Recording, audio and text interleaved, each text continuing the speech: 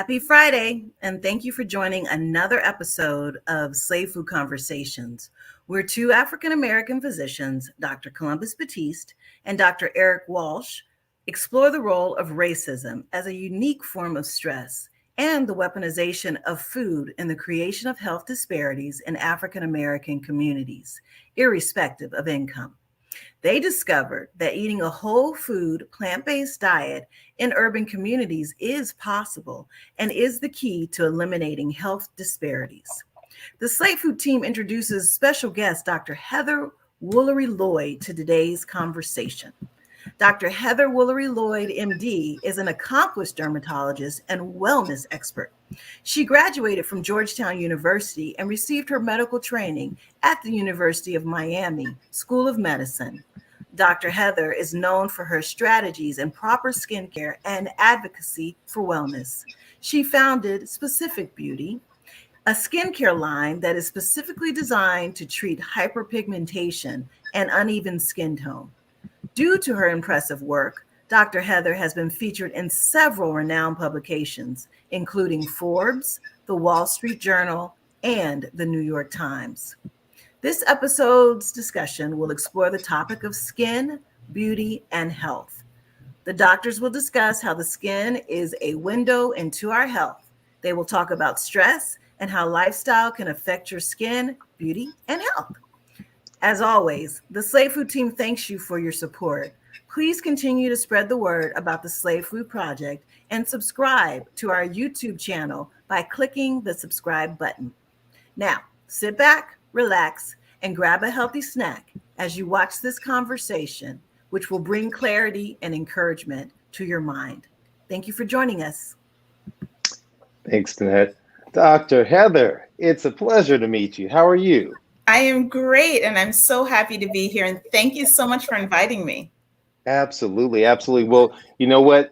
We're a little bit off kilter today because my partner in crime, my partner and colleague in this battle against stress and disease, Dr. Eric Walsh, was pulled away this afternoon or this evening. But I have the pleasure of being joined continuously throughout this broadcast with Danette Batiste. Danette, how are you feeling? You have big shoes to fill today. Exactly. I'm doing okay. Thank you for asking. All right. I have to tell you, I've been looking forward to this episode. My mind, when I stumbled across your work, which I have to applaud you, it's phenomenal. Thank you. But when I stumbled across your work, my mind went back to when Danette and I first got married. And I was a new grad from med school. I remember going on vacation and I said, I don't need sunscreen. We were out in Cancun. I said, I don't need sunscreen. I have this brown melanin skin. I know where this is going. I already know. And I laid out in that sun and I was just soaking it up. I was like, hey, babe, we're doing good and doing fun sports, water activity. That next day, I was walking around like a lobster. I could not even move. I was burnt. And it taught me a key thing about that time is that the skin is the most important organ system, and this is coming from a cardiologist, in the body. It is the portal. I will have to agree with you. I have so many stories like that, but I have a nephew did the same thing. Typically the reason why that happened to you, by the way, is because the UV index gets so high. I live in Miami, subtropical climate. And when people come to Miami or the Caribbean, or, you were in Cancun, right, around the same latitude. Yes. And you think, I go to the beach, you live in California. So I go to wherever you live, right? All the time. You think it's the same. It's not the same. It is not. And the UV index is so high. And my nephew got blistering sunburns on his face. And he just thought, he lived in South Carolina and spent all this time on the beach, not thinking that his skin could be destroyed by the sun. And the funny thing is that I'm going to tell you something really fun and interesting that will make you never, ever get a sunburn again. So a sunburn is actually, let's start from the beginning. We have DNA repair systems in our skin. So sun is ultraviolet radiation. And ultraviolet radiation isn't good. It affects our DNA, right? So we have a little DNA repair when we're exposed to the sun. The DNA repair system turns on and it repairs the DNA. A sunburn is when you get so much radiation that the skin cannot repair the DNA. And it basically causes programmed cell death or apoptosis. and Right. it stops the cell. It says, you know what, I can't fix this, so I'm just going to kill Mhm. the cell. And that's what a Mm. sunburn is. You've had so Yeah. much Wow. DNA damage from the sun, it can't repair it. And the best approach to fix that problem is just to kill off the cell and let it peel off. Oh wow. Wow. And even though he said we didn't use sunscreen, I don't know if that was true. I think we did use You sunscreen, but used it. not to the extent that, where you would reapply it, right? Right. You put it on at one time and then you're like, I'm good. But like you said, when we were out there, they felt like the sun was like right here. Like wherever Yes. you go, it was like right That's my here. Like life. it's Welcome to burning my your life. scalp and everything. It was just like wherever you went, it was like following you and everything. So people typically say, oh, well, black doesn't crack. And, Yes. because of our melanin, we don't necessarily need as much of, we can be out in the sun longer in Right. terms of the exposure and not necessarily have to reapply. But what Right. are your philosophies on just black skincare and the importance of using sunscreen?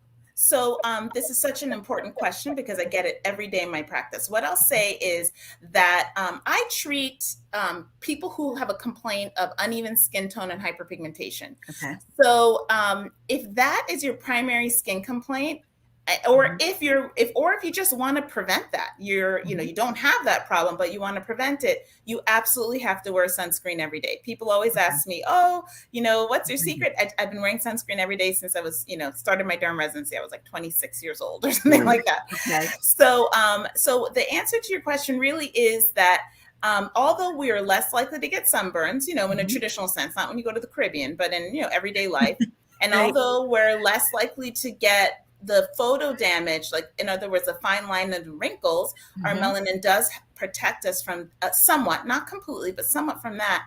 The one Okay. thing that we do get from the sun is uneven skin tone and hyperpigmentation. In our skin Okay. type, that is aging. Aging is Okay. uneven skin tone Mm. and Yes. hyperpigmentation. Okay. And so if that is a primary concern, you absolutely have to wear sunscreen every single day, 7 days a week. Ultraviolet light passes through windows. So there's a Yeah. famous picture in dermatology of this person who sat next to the same window every day for 30 years. One half of the face is completely wrinkled and one half was normal Right. Wow. because UVA is a wavelength of light that penetrates through glass, and Okay. UVA goes deeper into our skin, into the dermis, and it causes basically breakdown of collagen and wrinkles. Okay.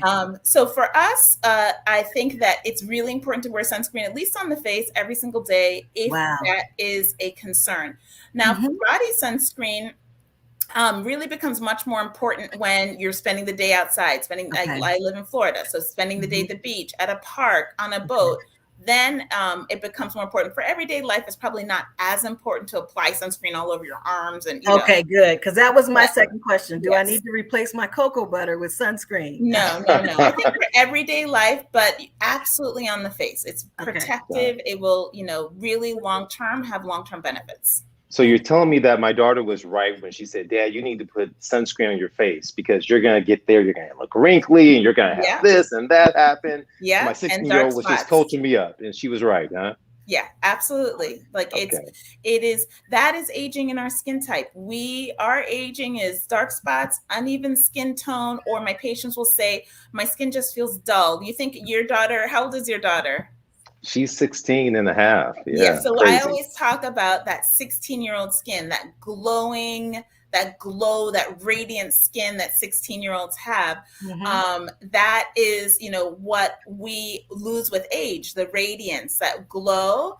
And then, the other thing is we get hyperpigmentation with age and uneven skin tone. So those things can be prevented. Absolutely. Mm. Well, Yeah. we're getting Oh, questions now, and Columbus, I know I'm usually not here to answer them, but my people are calling, and I just gotta they're coming in, and I need to ask those questions if that's okay. But all one right. of the questions is, how do you balance getting enough sun for vitamin D, but not increasing your risk for skin cancer? That's a great question, and I love this Yes. question. So, I'm going to tell you a very personal story about me. So, I Mhm. live in sunny South Florida. I walk outside every single day, 7 days a week for at least an hour and Mm, sometimes two, every single day, every right. single day. And I only wear sunscreen on my face, and I'm Mhm. wearing something sleeveless. My vitamin D level was 13, 1 3. Mm. Okay. So again, when we have a lot of melanin in our skin, we're not as, I think, efficient as making vitamin D. So although I do the sun, we all know the sun, helps our body make vitamin D. But if you really are vitamin D deficient, like I am, there's no amount of sun. I live in Florida and I walk outside every day for over an hour. Right. And I had just about the lowest vitamin D level you can have. So I think people need to keep that in mind. And, so I recommend supplementation if you have low vitamin D, because even though the sun is wonderful and good, and I think it has many other great benefits on mental health, on, mood, on all of these other things. Right. I think for many people, it's not easy to get your vitamin D from the sun. I'm the perfect example of that. So you mentioned that your vitamin D was 13, but what should it be? Because I don't know what that comparison chart should be for your vitamin D. At least 20 or more. I don't know. What do you think, Columbus? Yeah, absolutely. Absolutely. And so most people in America, period, are in urban environments are vitamin D deficient, especially those of African descent. And so supplementation is extremely beneficial. And it varies, right? So in terms of health outcomes, it's going to vary as it pertains to cancer risk reduction or cardiovascular risk reduction. But we know that there's beneficial effects, especially in this environment of COVID, right? And we're seeing that. And so we'll touch on that like a little bit more. But, it's so interesting when I listen to you kind of talk about how the skin responds to the damage from a DNA level and so forth and in the cells. I remember several years ago, I ran across literature that really impacted me regarding the skin and the heart, and how there's basically stores of nitric oxide or nitrates that are inside the skin that are augmented and activated by some degree of sunlight that's there that can then dilate the vessels and lower. And so there's so much power in the skin. And so I don't know if you have much experience with that or your thoughts about that. I think that, I love the sun in the sense that I do think the sun has tremendous health benefits, tremendous mental health. And what you're referring to is a study that found, and it was published in one of our most prestigious dermatology journals, that found that ultraviolet light increased so we do have nitric oxide stores in the skin, and it basically caused the release of that, and then it lowered blood pressure and had beneficial cardiovascular effects. Basically, it was beneficial. And it was a really well designed study. And the reason why they actually thought to do the study, and you could talk a little bit about that, is that a lot of cardiovascular disease, apparently, and I'm not a cardiologist, has relation to how close you are to the equator, so your latitude, and also it's seasonal. So less common in the summer and more common in the winter. Is that right? That's correct. That's correct. Absolutely. So, so that's what led the researchers to say, what could the sun possibly be doing? Is there a role of the sun in cardiovascular events? I love science because this is a really kind of complex idea. And they found that this ultraviolet light caused the release of nitrous oxide in the skin, and it's lowered blood pressure and had beneficial effects. So absolutely. There are many benefits of the sun. Now we know cardiovascular. For me, it's also mental health, getting that sunlight on your retina every day. I went to college in the Northeast, and I lived in Florida. I lived in, sunny climates my whole life. I never knew what it's like not to see the sun. And my first winter, I was like, what is this? Yes, you really felt it on your mood too, right? Yes, I definitely affected your mood. So, so you mentioned that, I'm sorry, it's okay. Well, with regard to the melanin for Black people for the most part, and so you said that we kind of block out a lot of it, but what SPF do you recommend? Okay, so I recommend an SPF of 30 or higher. And our skin, I'm going to get a little sciencey just because it's fun for me.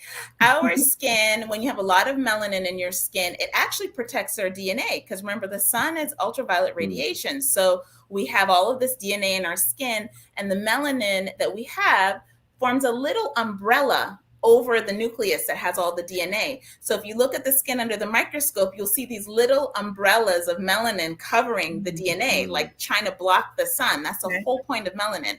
And well, not the whole point, but one of the major reasons why we have it. And so, although we have some protection because we have that little umbrella, we have more of an umbrella, thicker umbrella blocking our DNA, protecting us from protecting our DNA, we still need protection. It's not going to be 100%.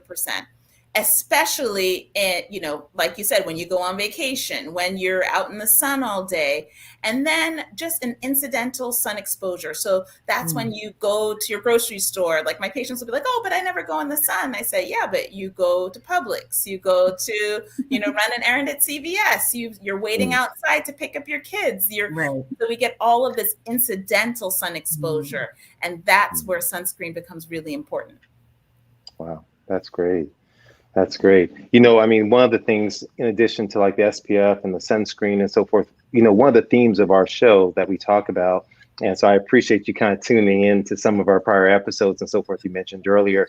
We speak a lot. My colleague really speaks about stress, and we talk about the role of stress in disparity, stress and disease. And we look at stress, and we even describe it as equals demands minus resources, right?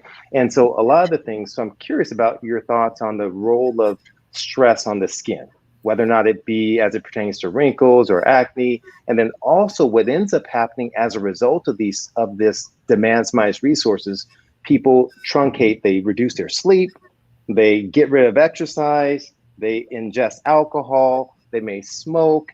And so let's kind of touch a little bit on some of these things and the role that they play in the skin health and so forth. So, this is so interesting because the one place where stress definitely manifests itself in the heart, I'd say for sure, but also in the skin. It's so obvious. So I'll have patients, for example, with long-standing hair loss, like chronic alopecia we've been managing for years, and then have a tremendous amount of shedding. And they'll say, "Oh, out of the blue, I started to lose hair and I don't know why." And then, on further questioning, they're going through a major stressful event. Or acne. They've done studies that show they've followed college students throughout the year and noticed that they have more acne during midterms and finals. The pimple counts go up during midterms and finals. So we know that I always tell my patients, stress doesn't cause any skin diseases, like particularly as a cause, but it makes all skin diseases worse. So it makes acne worse, it makes psoriasis worse, it makes itching worse, it makes eczema worse, it makes any skin disease that you can imagine, especially inflammatory skin diseases, get worse with stress. And when you're under stress and you have eczema, you're going to have a flare. When you're under stress and you have psoriasis, you're going to have a flare. And then when it comes to aging, there's less data on that, but I always give this anecdotal story where I do both general dermatology and cosmetic dermatology, and we'll walk into a room, we'll say to the patient, "Oh my gosh, you look great! What did you do? You look fantastic!" And they'll say, "I just came back from vacation."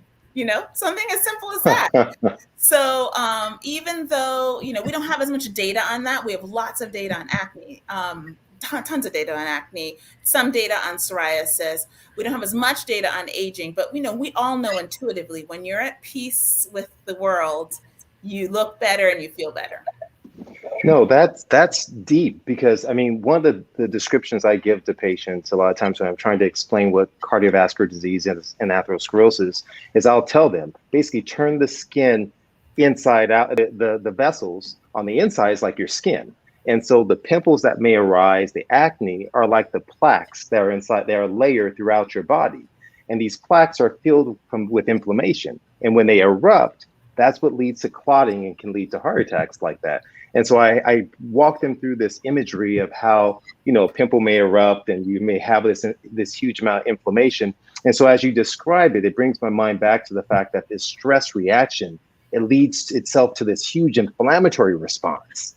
Yes. That clearly that transpires, and it manifests in the skin. And we know what it does inside the arteries, especially for women and for those of African descent, and number one killer across the board of all Americans. So it's huge. But I see we're joined by, I guess Dr. Walsh could not keep himself away from learning some beauty tips. He wanted to know some beauty tips himself.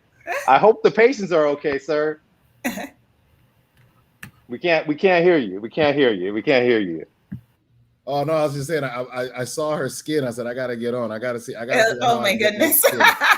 skin. Nice to meet you virtually. Nice to meet you as well. One of the things I was just listening backstage, and what we know is that when you're stressed out, one of the things that happens is that cortisol, you develop cortisol resistance from chronic stress.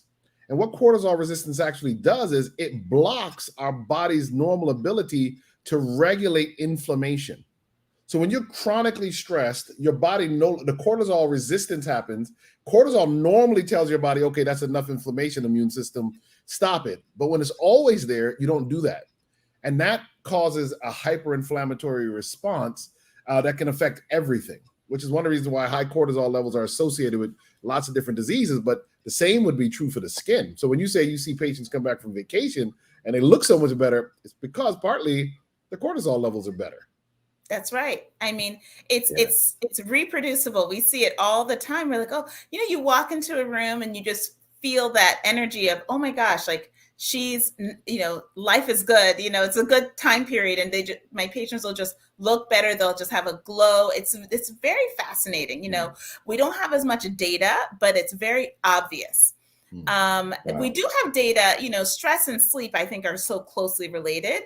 So we do have data on sleep, and we do know that this, again, it's so strange. And when I tell you this data, it's kind of fascinating, but people who sleep better have more hydrated skin. Just hydration. Like, how can sleep affect the hydration of your skin? It's fascinating, but it's probably you're in a less inflammatory state, and the less inflammatory state probably has some feedback that causes your skin to be more hydrated, and definitely look better. And they also have shown that people, when after a good night's sleep, they also not only do look better, but they feel like they look better. So it increases your confidence.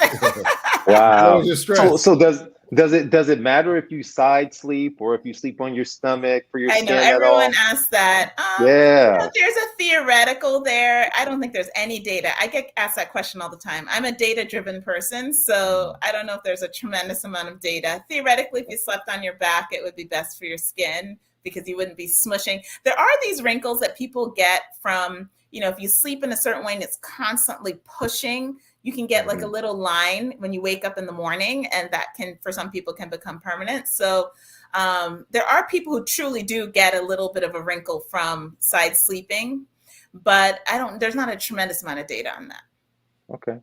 Now, what about some of our audience, they may try and say, well, I want a little red wine for my heart, or this or that or the other. What about the impact of alcohol on the skin and aging? So there's two ways to answer that. One is, we do know that high glycemic diets are associated with aging in the skin. And those studies actually come from, sorry about that, my phone's ringing, but it's okay. Those studies actually come from these large international studies looking at people from all over the world.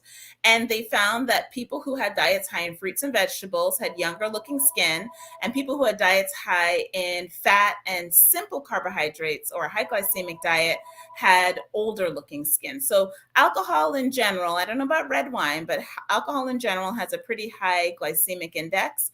So, if you're regularly getting that kind of high insulin state, that is definitely not good for your skin.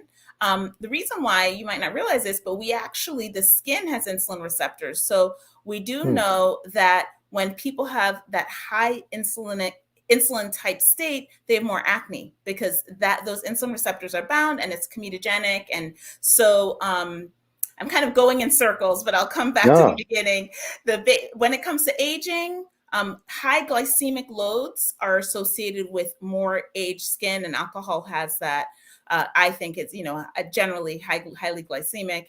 And for acne, for sure, we know high glycemic diets are associated with acne. Now, but they haven't done any studies specifically on alcohol that are like completely definitive. Huge studies specifically on alcohol, but they have done studies on diet, and that is definitive. That's powerful. Eric, you're silent. You're muted. Sorry, I'm trying to keep the noise in my background up. Acanthosis nigrans, is that related to that? So that's a great question, because I actually just wrote a case report on that. So basically, acanthosis nigricans is a thick, dark, velvety change to the skin, usually on the neck or in the underarms, in patients who most commonly there's a little bit of insulin resistance there. So they might be pre-diabetic. And, unfortunately, because obesity has become such an issue in our country, it's actually quite common in children. So they might just be in this hyperinsulinemic state, right? And so when I see that condition, the first question I ask is, has your doctor told you were pre-diabetic or that you were you had borderline diabetes? Because if you can get if you can get into a healthier diet, you can improve that skin condition. The case report I published was a woman who lost 30 pounds and it went away. I talked about the neck and the underarms, but people don't realize is you can also get it on the cheeks. So acanthosis nigricans on the cheeks is often misdiagnosed as some other pigmentary problems like melasma or something else. But it really is the same thing that's going on the neck and in the underarms. So her face cleared up after losing, 40 pounds. And I see that consistently. I see that a lot in my gastric bypass patients who have a lot of hyperpigmentation, acanthosis nigricans here, hyperpigmentation on the forehead. And after gastric bypass, all of it goes away. Wow. So, I mean, it's crazy the fact that the skin really truly is a mirror into what's going on underneath the surface, whether or not it's acanthosis nigricans or if it's an issue of xanthomatosis in terms of like hypercholesterol, or even like I was sitting there, I was talking to, I'm very rarely just in the cath lab and not doing procedures, but I was talking with one of the nurses and I noticed not quite a skin condition, but they had a crease along their ear. And that's called a Frank sign.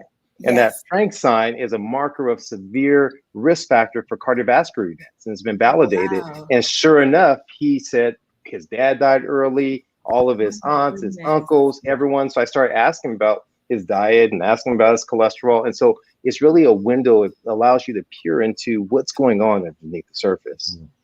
Powerful stuff. Yeah, I do love it. And I also love that the visual aspect of you just need to see, when patients come in and they'll say, they have a rash or something. And I just need to see it. Once I see it, I can tell you what it is. So yeah, I love the visual aspect of the specialty because it really is the skin is our largest organ and it's so important in our immune system. We haven't even talked about that, but the skin it really is an important thing that we want to maintain and be healthy. And, I always talk about beauty from the inside out. So, a lot of people are concerned, well, what can I do? Well, one of the things you can do is eat more plants, One of the things you can do is, manage your stress, find a way to disconnect regularly every single day, sleep better. I'm very guilty of not being the best sleeper, but I really try to make an effort. It's a priority. And all of those things affect our skin. Yeah, no, absolutely. We'll definitely touch base on the immune issue, right? Definitely. I mean, we're in the pandemic, or as I've called it, the future-demic. I'm not sure when these waves are going to stop, but I mean, the importance of the skin, right, in terms of with our immune system and protection and what it provides. So, what really our skin probably develops is just a barrier. And in dermatology, we talk a lot about the skin barrier. So there are many ways to protect ourselves from bad things, pathogens. And one of the ways is just a physical barrier. I mean, it sounds so simplistic and, so simple, but don't underestimate the power of the barrier. If we didn't have our skin, bacteria and viruses would just have direct entry into our blood system, so our blood vessels. So we really that's one very simple way that our skin is a major part of our immune system. Don't underestimate that. But separate from that, we have immune cells in our skin that help to again address pathogens as we're in contact with pathogens. So and the skin, there's a lot of feedback loops and it's very complicated, definitely not my area of expertise, but healthy skin is definitely important for a healthy immune system.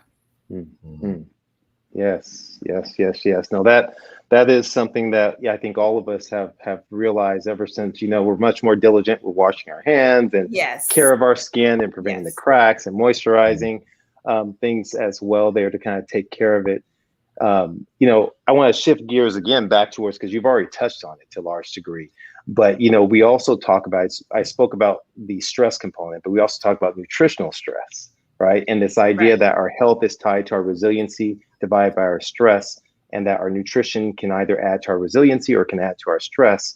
And one of the things that many African Americans are subjugated to is lactose intolerance and dairy, right? But still many partake of dairy. And so tell us about the role of dairy in the skin and really what happens there. So this is another area of interest of mine. So dairy is the one disease that dairy has been implicated in is acne, which is the most common diagnosis in dermatology. It actually makes up 30% of all dermatology visits is acne. So what does dairy do? So the original study, and I'll give you even a little more of a background. I trained 20 years ago, believe it or not. And and at that time, when I was a resident, they would say diet has nothing to do with acne. No, that's a myth, myth or truth. That was in the myth category. But can you believe that? Diet had nothing to do. And that's literally how I was trained and then in 2002, which is actually when I finished my residency, some data started coming out like, hey, there may be this connection between acne and diet. So what were those connections? Well, the biggest and the first one that was discovered was dairy. So dairy is clearly associated with acne. It was in a large study of nurses, actually, at Harvard. Everyone's familiar with that study at Harvard. And it's a large study of nurses, and they found that nurses who had a history of increased dairy intake also had, during teenage years, also had a history of teenage acne. But it wasn't all dairy. It was actually skim milk specifically had the strongest association with acne.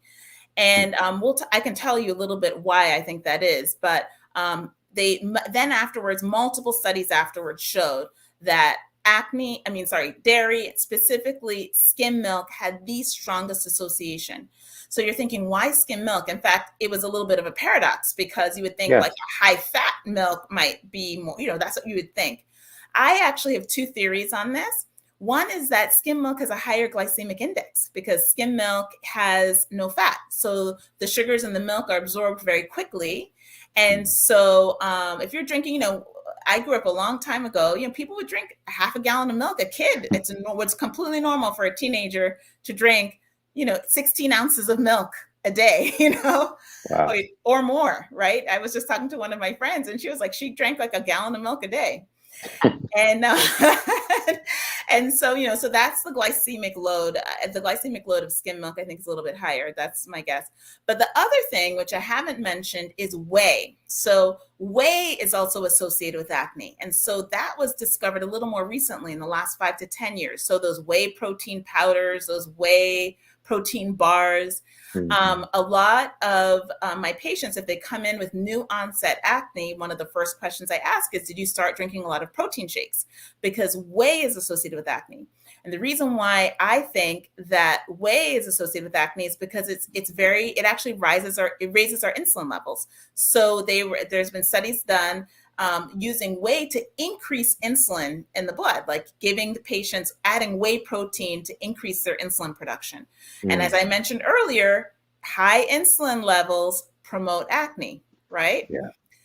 So dairy and whey are really bad when it comes to acne. Specifically, skim milk is particularly bad, maybe because of the high glycemic index. So it has more sugar, basically, or the sugar is absorbed more rapidly. And I think also maybe because the whey in skim milk is not bound to fat, there's no fat. So the whey is absorbed more rapidly too. Wow. That is mind blowing. That's actually mind blowing. Write that up. I haven't written it up yet. I guess I forget what book I read. Oh, it was in the China study when they were talking about the other protein in cow's milk, casein. Yes. And why it is that when you actually drink skim milk or low fat milks, it actually increases. It can actually increase the risk of cancer because the casein is like a cancer promoter. And he said it's because when you take out the fat, you actually have more concentrated milk protein. Right.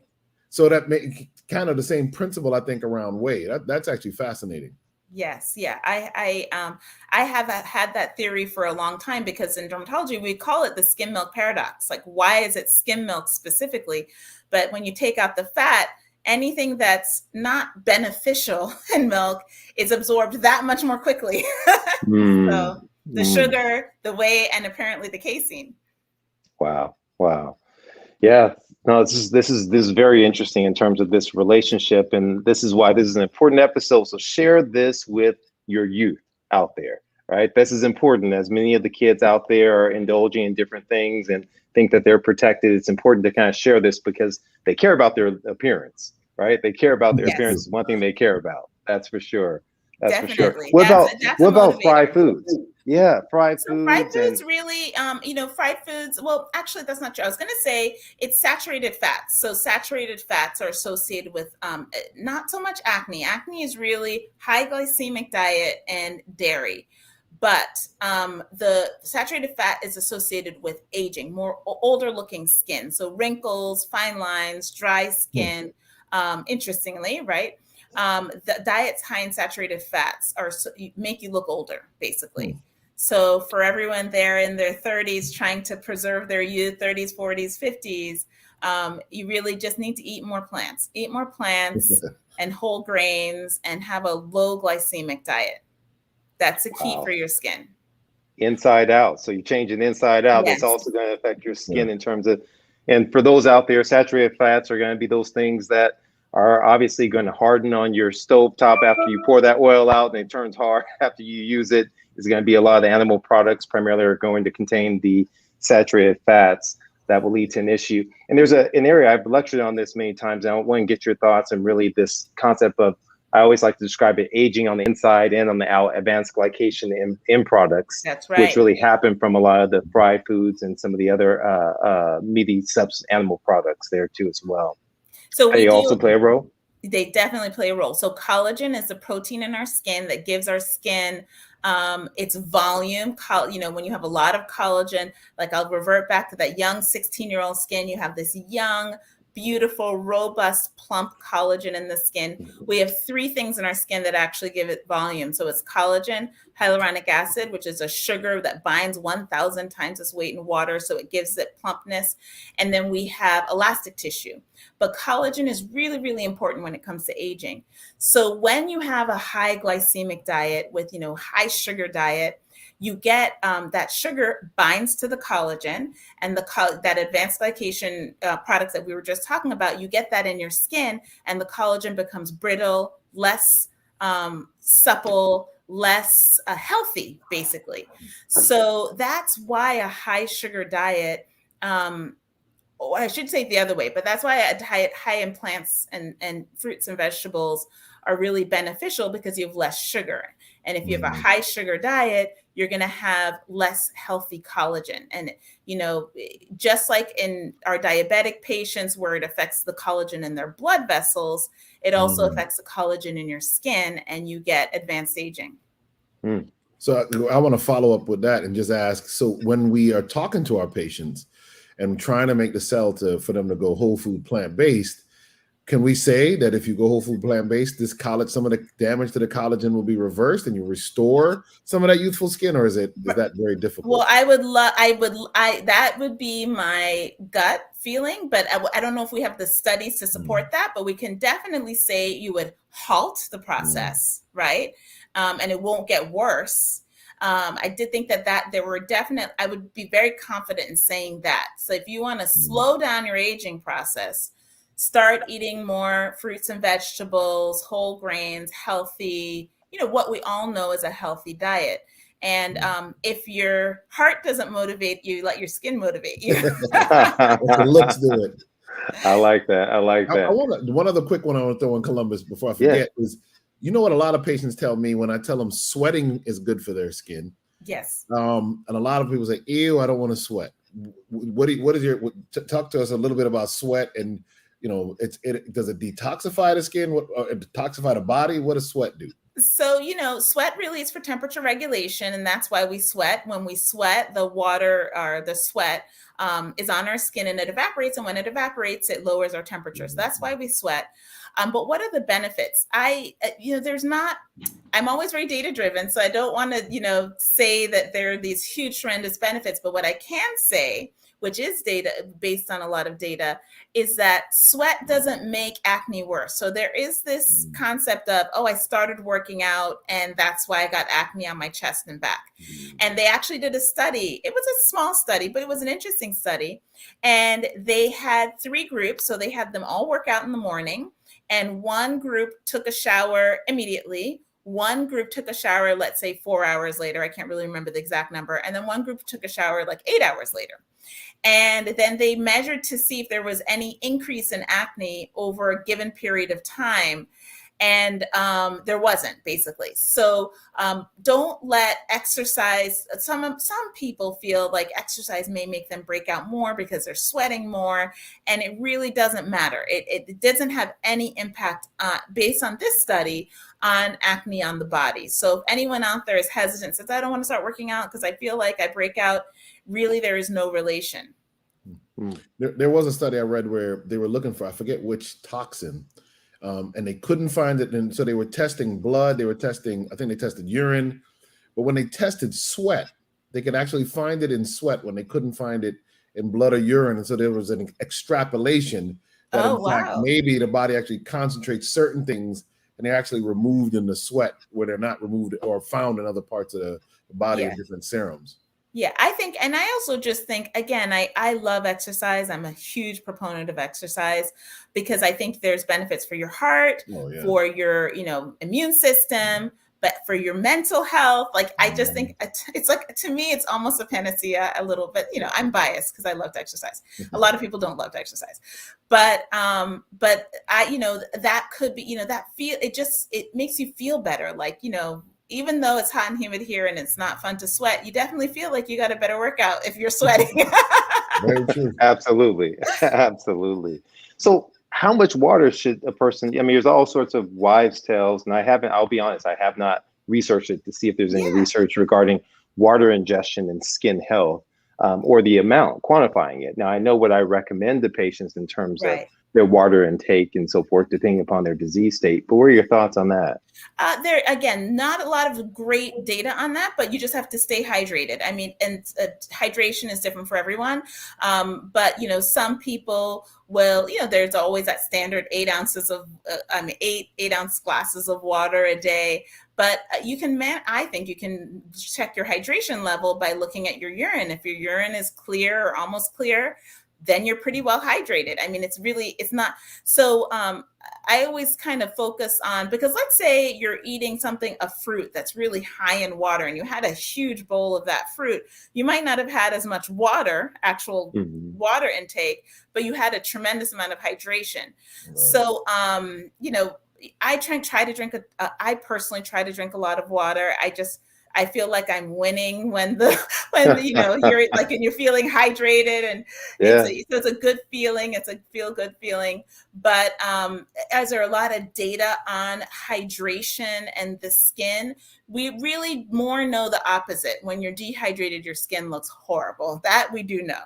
So there's lots of data on that, but I don't know if there's a magic number for the skin. Yeah. I joke a lot of times when I'm giving lectures, and I'll tell people, what's the one thing that smokers have on top of non-smokers? I said, they move more. They exercise more because they're having to get up and go walk. So I encourage them. I said, listen, if you drink more water, what are you going to have to do? Yes. You're going to have to get up to go to the bathroom, every, right? Hour. That's right. That's right. So there's an added benefit from drinking water. Yeah, the interesting things about smoking, because I was writing a paper looking at acne, because it's our most common skin condition that we see. And I was looking at acne and all of the little lifestyle changes. So clearly diet plays a role, clearly stress plays a role, clearly sleep plays a role. Those are the 2 strongest are diet and stress. Those have a tremendous amount of data, multiple studies showing stress makes acne worse, and multiple studies showing that dairy and a high glycemic diet and whey make acne worse. That's very well established. Sleep is like, there are some data, that sleep makes acne, poor sleep habits could exacerbate acne or is associated with worse acne, but it's kind of not so strong.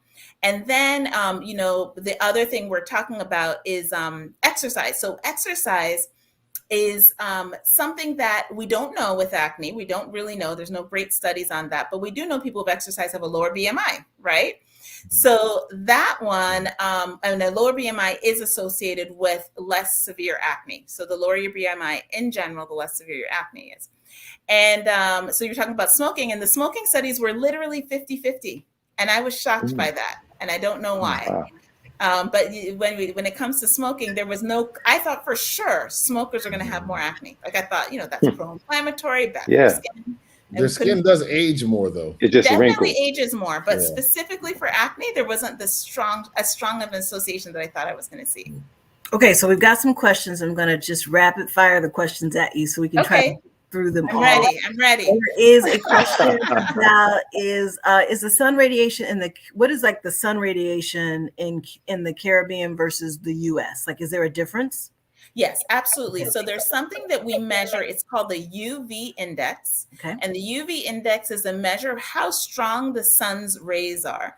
Okay. So if you live in New York, the UV index is much lower than the UV index if you live in Key West. Completely different. And the level of sun, so that's why people will be like, oh, but I go to the beach in New York and I spend all day there and I never get burned. And then they come to Miami and spend 2 hours outside and get burned immediately. Or even people who live in Miami, so we have a pretty high UV index, go on vacation to the Caribbean, just an hour plane ride south, an hour or two south, and burn in 10 minutes because their skin isn't used to it. So yes, there is a difference. And the higher your UV index, the more careful you have to be with the sun, because the sun is actually pretty can be very destructive to the skin. So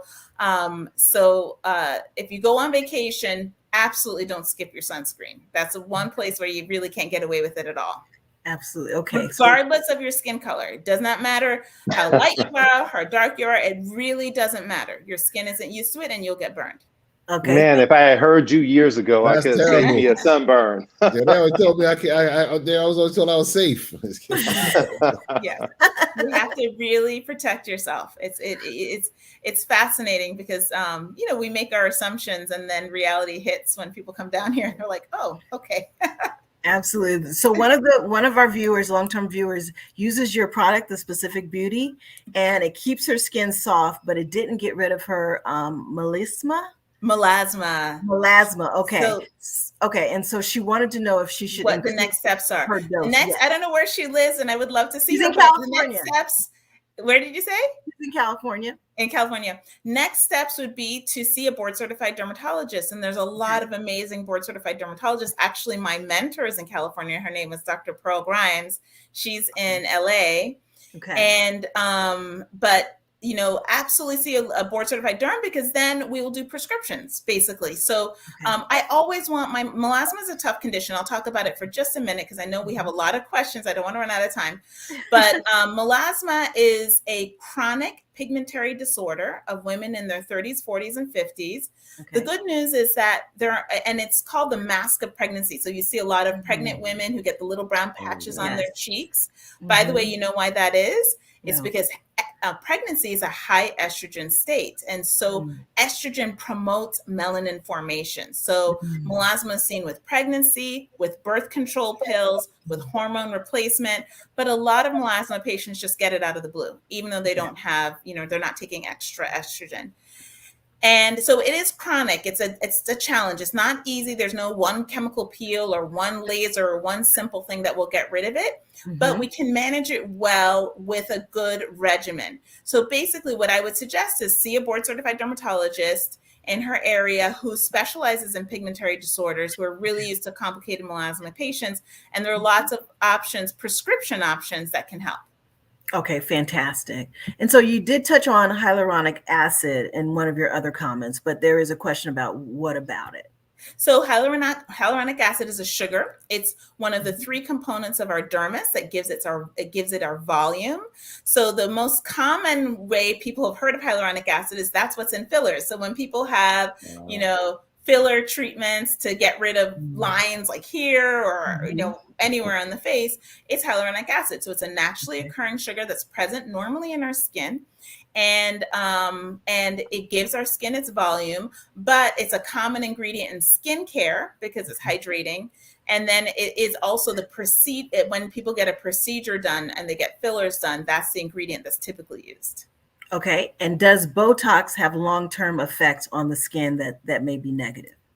No. So Botox is the good and the bad. It really only lasts 3 to 4 months. That's it. And basically how Botox works is that we have a chemical called acetylcholine that's released from our nerve fibers. I'm going to show you, released from our nerve fibers and hits our muscle. And when the acetylcholine hits our muscle, it contracts. That's how, we are able to move. We have all this acetylcholine basically. And Botox, when injected locally, reduces that release of acetylcholine so the muscle doesn't contract. So then you can't frown or, do all of those things. Expressions, right? Right. So, but it also gets rid of the wrinkles, right? Because people who are chronically frowning and always looking like this, they end up developing these wrinkles there. And so, so that's how it works. But eventually you sprout new nerve endings and there's no more Botox in those nerve endings and it's completely gone. Okay. So, and that process takes around 3 to 4 months. Okay.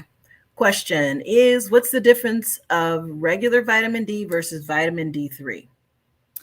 Oh, I'm not an endocrinologist, so that is definitely, but I'll tell you what I personally take. I take vitamin D3. As I mentioned earlier, I was severely vitamin D deficient. And even though I walk in the sun every single day, 7 days a week for 1 to 2 hours, and I was still vitamin D deficient. So that's what I take. But I'm sure you're going to have an endocrinologist. I don't know who the endocrinologist is you'll have on, but. Right. Yeah. And there was a follow-up question about that with like, how do you get enough vitamin D from the sun without getting skin cancer? And we kind of touched on that a little bit. Yeah, I think that if you're vitamin D deficient, you need to take a supplement. I am vitamin D deficient. I'm in the sun for 2 hours a day. It didn't help for me. You know what I'm saying? So the sun is wonderful, has a lot of other benefits. But if you truly are vitamin D deficient, I wouldn't rely, especially in our population, I wouldn't rely 100% on the sun to get your vitamin D. And but when they do talk about getting vitamin D from the sun, you don't need to get it on your face. You can still wear sunscreen on your face, and if your arms are exposed, you theoretically get enough vitamin D. They say in 10 minutes, but I'm out there for over an hour, and it didn't work for me. Okay. And then would a plant-based diet help stop keloid formations? Keloids are really difficult. There's no data on that, to my knowledge, at least. So no, I can't say that. Now, if your keloids are coming from acne, because there is a type of keloid that are spontaneous that can occur on the chest, shoulders, and back that can come from acne. And theoretically, if you had a plant-based diet, you'd be less likely to have acne. And then theoretically, that could help. But regular keloids that you get from a cut, a scratch, a bite, those type of keloids, I don't think there's any data on that, to my knowledge. It's really more genetic. Either you're a keloid former or you're not. Okay. And what do you think about collagen powders? I think collagen, I would spend your money elsewhere. That's my personal, I don't want to say there's no studies because I always talk about studies and there are some studies, but collagen, it's destroyed in your stomach. And I don't see how taking collagen by mouth gets to your skin. I can't get that connection. I'd say spend your money on more fruits and vegetables. That we have strong data on. Spend your money on and I would rather you eat a big bowl of salad every day than a collagen supplement. Okay. And the last question is, are contrast showers healthy for the skin?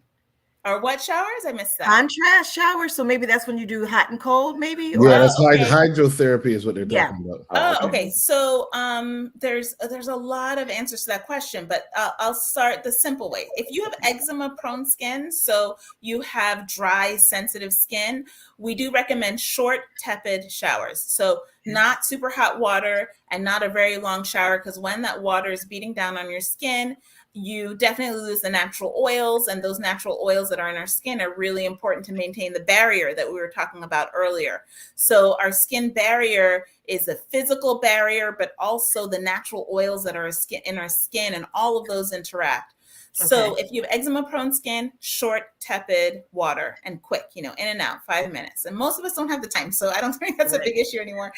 But then there's another concept, and it's I don't know if the person is asking about this, but in Europe, it's very common to have, and even in the US, therapies with baths. So therapeutic bathing, and in Europe, it's very common to bathe in these waters that are high in prebiotics. So they're high in these minerals like selenium and other things, and they have been proven to have therapeutic effects. And again, in nice studies, actually. So if they're asking about that, those therapeutic type of baths, there are some nice studies on that, mainly in Europe, with this natural spring water for people who have psoriasis and eczema that has been proven to be helpful. Yeah, we just actually had a cousin who just came to visit us, and she went to the hot springs, Glen Ivy hot springs, and she had eczema on her elbow. And afterwards, yes, she did the mud, and she did the what was it, kind of like the sulfur hot springs, and she said her eczema went away. So yeah, and I'll tell you, there's nice data to support that. It's because those things are prebiotics and help our microbiome. And we didn't talk about the microbiome, but the microbiome is a really important part of our immune system. I didn't, mention that, but we have all of these things on our skin. We have hopefully not viruses, but definitely bacteria and fungus. And they're good bacteria and bad bacteria, and those therapeutic treatments have prebiotics that feed the good bacteria, give you a healthy microbiome, and really just improve your overall skin health. So there's some really nice data on that. So healthy microbiome, is very important for skin health also. Okay. And that's what those therapeutic spring waters probably do. They have prebiotics that feed the good bacteria. Are you finding that people, as a result of washing their hands a whole lot more and using the the antibacterial creams on their hands or whatever every day, are you finding that people's skin seems to be absolutely? Hand dermatitis is a big problem right now, because even for me, my hands are so dry. I wash my hands constantly. And it's an unavoidable, unfortunately, byproduct of what we're going through.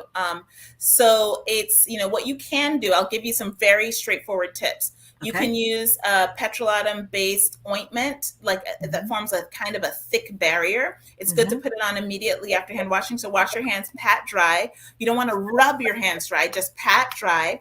And then put, the old school, like what everyone has been using for years, like gasoline. Get some of that out there. Yeah, and put it on, and that really helps to prevent water loss from the skin and keep the skin hydrated. So that's something simple. I tell my women, keep it in your purse so you can always grab it when you need it. And ideally, you'd reapply, if you're like, I wash my hands probably 20 times a day because I'm seeing patients. So if you can keep reapplying throughout the day, it will help to maintain that barrier. All right, great. Thank you. That's great advice. That's great advice. All right. I think what I personally want to hear, so I can at least share some information back to my daughter, who I told you is always giving me advice on what I need to do, is give us your top hacks to keeping the skin youthful, right? And so it can be obviously lifestyle and then non-lifestyle too as well. So my hacks is, I'm a busy person. I'm a mom and a wife and, doctor and doing all this stuff. So my hacks are always going to save you time. So these are my hacks. One is carry your sunscreen in your purse. So you have to wear sunscreen every single day, 7 days a week on your face, right? Because we want to prevent dark spots and hyperpigmentation. So, but you might run out the door and you forget to put it on. But if it's in your purse, you can put it on when you get to work or when, at a light or whenever you have time. So, but don't forget your sunscreen. Always have a little sample. If you go to the doctor's office or if you're at the drugstore and you see little samples, keep samples in your purse, because you really need to get the habit of putting it on 7 days a week, even when you forget when you run out the door. Same thing with hand cream. So I always have those two things in my purse. Now, I normally don't do this, but I have to ask. So is there a better sunscreen for people who have a little bit more melanin, Yeah, and so it won't get that absolutely. whitish look? So there's two answers to that. So there's mineral sunscreens have zinc and titanium, and those cause that white hue to our skin. So you want to look for micronized formulas, and those are less white, but all of them are going to give you a little bit of a white tint. That's just how it is. It's the nature of what it is. It's zinc or titanium. Zinc is what's in Desitin, like, the baby product. So it's white. It's like, or when you thought of the what did those people, the lifeguards, would put, zinc on their nose. So by nature, it's reflecting the light. That's what it's supposed to do. It's a metal that reflects the light. So, look for formulas that have micronized formulation. So that's one option. The other option is to use a non-mineral sunscreen, and those are clear. All of them are clear. My brand is Specific Beauty. We have a clear sunscreen. It actually has a little bit of like a tint to it. It gives you a glow. That's a little glow that you see. So it has these like light reflective particles that give you a little bit of a glow. And a little hack you can do if you really want to wear a minimal sunscreen, but you hate that white hue that you can get, is you can mix it with my sunscreen, which has those particles that kind of reflect, and it cuts down on the white look of mineral sunscreens. Because mineral sunscreens, some people like them because their skin is more sensitive, or for whatever reason, or they have melasma. We typically recommend mineral sunscreens. So that's a hack. That's a great hack. Use the Specific Beauty sunscreen, mix with the mineral, and it does help to get rid of the white hue. But you were asking me about hacks, other skin hacks. Eat more fruits and vegetables. And I always tell people, you don't have to be vegan, you don't have to be vegetarian. Just add more fruits and vegetables into your everyday diet. Just every day, just add a little bit more. It's not these extreme changes that are important. It's the little changes that you can maintain long term, which I know you all probably talk a lot about. But that is a big, big take home. Don't underestimate the power of food and stress reduction. Love it. Love it. Love it. Wow. I'm feeling younger already. I don't know about you, Eric. I know what I'm going to do. Call me Benjamin Button. And I used to live in Miami. So where in Miami are you? I live right in the middle of Miami, like close to Midtown, in that area. Yeah, I went to University of Miami to medical school. So say that again? I went to UM to medical school. Oh, yeah. So we probably saw each other. I still work at UM. Oh, wow. We probably did. Yes. When were you there? What year? I probably graduated before you. In 97, I graduated. Oh, but I graduated in 98. Wow. So we were actually there 3 years together. We were at the same time. Yeah. I graduated. Yeah. Actually, as you say it, I do remember you. Yeah. I totally remember you. Hopefully good things. All good things. All wonderful things. Good. I was too busy to see anything anyway. I know, that's our lives. It was a hustle, but it was worth it. So. Wow. Small world. Small world. Well, Dr. Heather, it's been a pleasure. I have learned a lot, and I say that, but I don't. This time, it's like I never really spent a lot of time in dermatology, in all honesty. And so just listening to your passion, your knowledge, and control of the literature and application to lifestyle has been invaluable. I know I'm going to share with my daughter. I hope I'm going to force her to sit down and listen to it, for sure. Oh, good. Sure. Well, thank you again for having me. It's an honor for me to be here. And I hope everybody learned a little bit of something. I took a little takeaway, hopefully.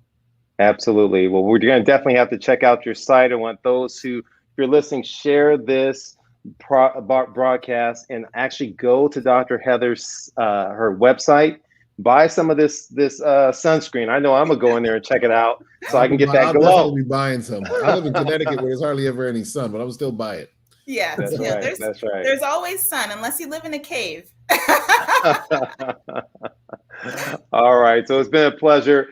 Remember to like Slay Food on YouTube, like Slay Food on Facebook. Follow Dr. Heather on Instagram as well as her website. And we look forward to seeing you next time coming up inside of September. Stay well.